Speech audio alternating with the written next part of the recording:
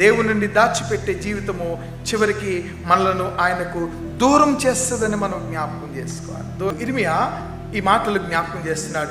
ఇశ్రాయేలు వారులారా, ఈ కుమ్మరి మంటికి చేసినట్లు నేను మీకు చేయలేనా? ఇదే యెహోవా వాక్కు. జిగటమన్ను కుమ్మరి చేతిలో ఉన్నట్లుగా ఇశ్రాయేలు వారులారా మీరు నా చేతిలో ఉన్నారు. చాలా జాగ్రత్తగా పరిచయం చేయండి. ఒక కుండను, ఒక కుమ్మరి జీవితాన్ని పరిచయం చేస్తున్నాడు దేవుడు.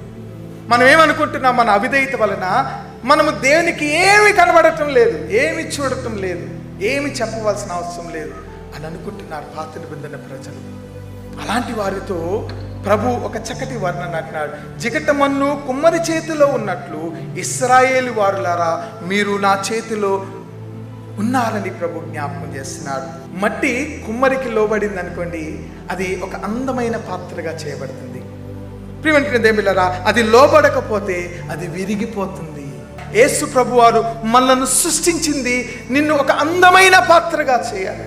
కానీ అందమైన పాత్రకు బదులుగా నీవు దేవునికి దూరం అయిపోతున్నావేమో జాగ్రత్త. ప్రియమైనటువంటి దేవులారా, దాచిపెట్టే హృదయం కాదు, దాసుని స్వభావంతో విధేయత కలిగిన హృదయంతో నీవు దేవుని దగ్గరికి వస్తే ఆ హృదయాన్ని దేవుడు ప్రీతికరంగా మలిచేటువంటి దేవుడు.